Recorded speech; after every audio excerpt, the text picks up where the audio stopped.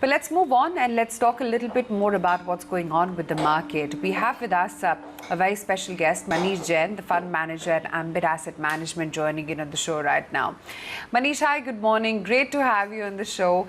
Manish, I was just going through, your notes and while there's no taking away from the fact that equity markets are a forward-looking beast, but the fact of the matter is also that since the start of this year up until now, equity markets have only priced in the positives. What is it that you're making of the texture of the markets and whether or not we're in good stead, given that we seem to have drawn precedent from what the global markets are doing, wherein the vaccination drives have gone off smoothly and the second wave has managed to, been cooled down? No, it's a fair question.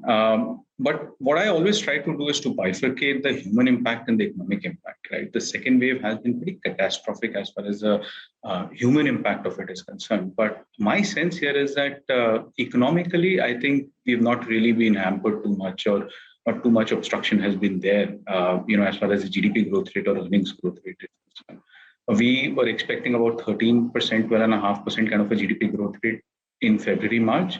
We are today expecting anywhere between 10.5 to 11.5 range, right? So it's just about 1.5, 2 percentage points shaven off the top. And you will still see Nifty clocking in somewhere close to 15 to 20% growth this year, right? Our view is that interest rates should hold up. We will manage the fiscal situation, and rate cycle should hold up. We'll probably not see rate hikes coming through. So in that sense, if you take a 2-year forward-looking view, you're looking at around 15 to 20% earnings growth this year. You're looking at, again, low teens kind of earnings growth next year. I don't think, if you take a 2-year forward view, then the market is all that really expensive at the moment. And from that perspective, I think there is a lot more money to be made. Yes, what has happened is if you look at the 2014, 15, right up to 2020, and then from 2020 to now, the journey has kind of diverged a lot, and there has been a lot of difference in the way we've kind of moved forward. Earlier, the expensive stocks were doing well. It was FMCGs and staple names which are kind of outperforming the whole benchmark index, and it was private sector banks which were doing well. But if you look at now in the last 1.5 years, the texture of the market has completely changed. The composition of the Nifty is undergoing a very significant change. The small caps are outperforming the mid caps, and the mid caps are outperforming the large caps, right? If you look at the small cap index, it has rallied massively from the peak. I think the peak downturn in drawdown in the small cap index was about 23% from the peak of January 2018. We are almost flattish now, right? So that's the kind of rally we've seen. And it is a lesser expensive stocks, which are also more cyclical in nature, which are tending to do well. There's PSU banks, which have outperformed the private sector banks. There is metals, which has outperformed the FMCGs, and consumer discretionary has done well. And I do believe that this rally is here to stay, and you will see as the opening of the economy happens. And I do believe that the worst is behind us as far as the second wave is also concerned. And as economies start opening up, as the states start opening up, this market will continue to rally, and there will be a very sharp bounce back as far as GDP growth rate and earnings is concerned in the next 3 quarters. So I remain very optimistic.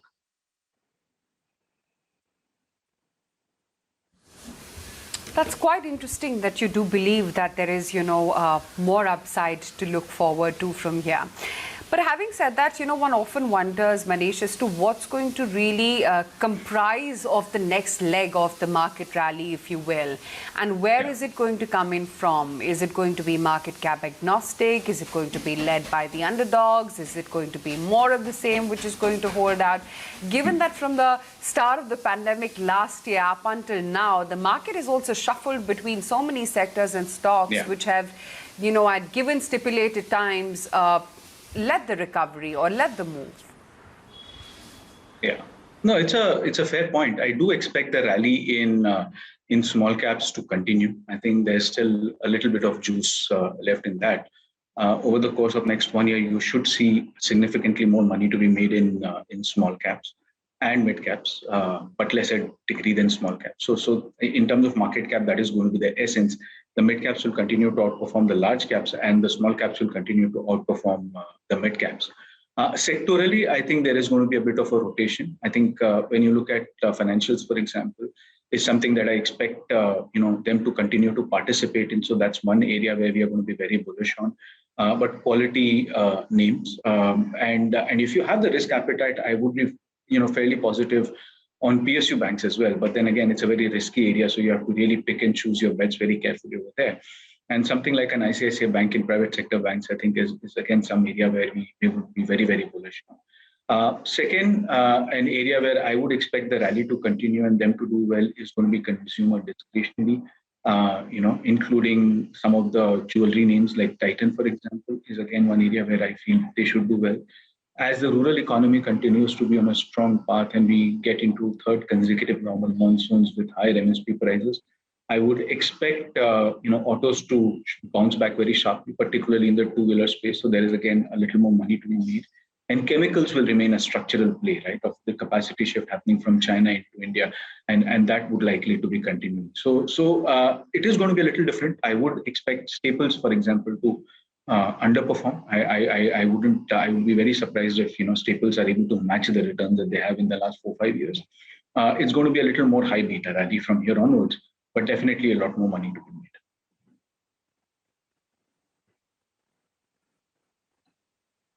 Manish, hi there. Morning. Wanted to understand why the underweight outlook on consumer staples. What are the factors that you believe could deter growth? And do you think that this is likely to be a short-term phenomenon and that we're likely to see things pick up or recover going forward? I would expect consumer staples to underperform at least for the next 1.5 to 2 years in that range. There are a number of factors that worry me at this moment. One is obviously valuations are expensive. They are exorbitant, and they have been for the last 6, 7, 8 years now. And the only reason these names have done well is essentially because the economy was undergoing a certain shift and certain problems. So there was a lot more play in terms of quality or consistency, and people were kind of gravitating towards that. So you kind of skewed the risk versus reward a little bit over there. Second is margin pressure. I would expect margins to come under pressure at least for the next couple of quarters before they come back to normalcy, given the rally in global commodities and agro commodities. And given the fact that you are at the cusp of revival, I would expect companies to focus more on volume growth and be a little conservative as far as pricing is concerned. So there is going to be definitely a little bit of shaving off the top as far as margins is concerned. And more importantly, I do feel that when you look at the economic growth of India, especially post the first wave last year, since middle of last year, I think there has been a certain shift as far as consumer preference is concerned in terms of the spending pattern from staples into more discretionary items, white goods, brown goods, jewelry, automobiles, etc. And that is another trend that is going to continue. So a combination of these three factors, I think, makes me a little more cautious as far as the staple sector is concerned. Okay, fair enough. If we could delve into the entire PSU space, I know you spoke very briefly about certain PSU banks, but given that the government seems very intent on its overall divestment and privatization drive, if you could just walk us through what your outlook is on the entire PSU sphere? Yeah.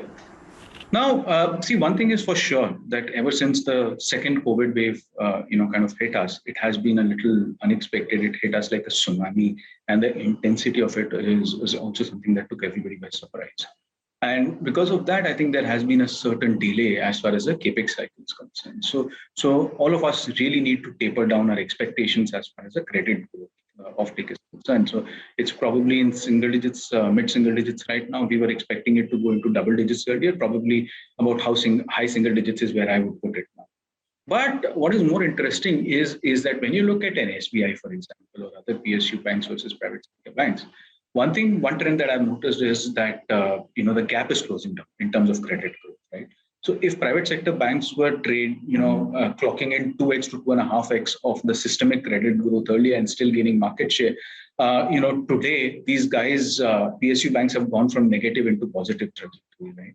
And that is a big reason to cheer. And you look at the valuation gap that occurs, the PSU bank basket is less than 1 times, and private sector banks, I don't know any quality private sector banks that trades at less than 2 times.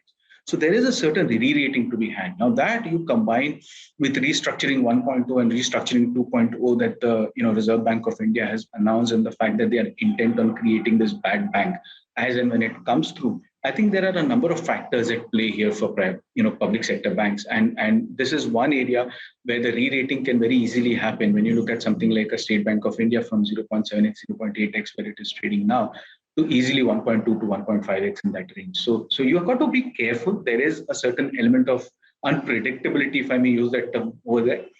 It's not as predictable as ICICI or an HDFC bank would be, but you've got to really take you've got to really do your homework well and pick your bets really carefully, but very optimistic.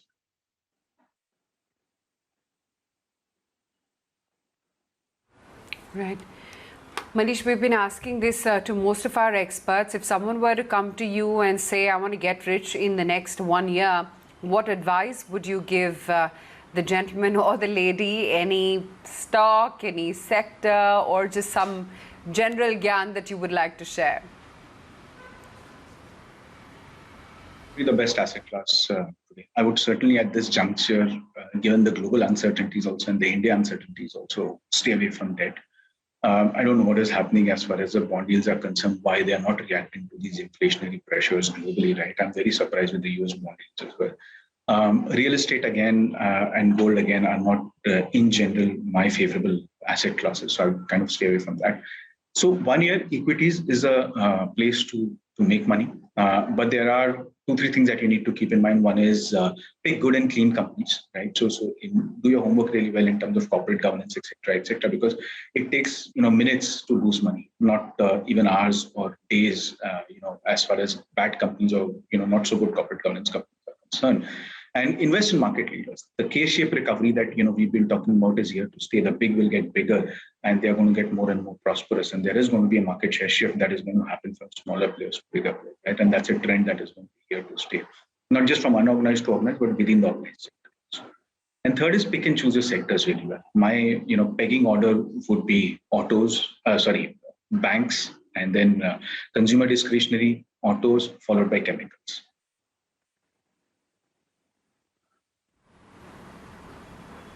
Okay. Manish, great to have you on the show. Thank you so much for taking the time out and speaking with us today. Thanks for having me.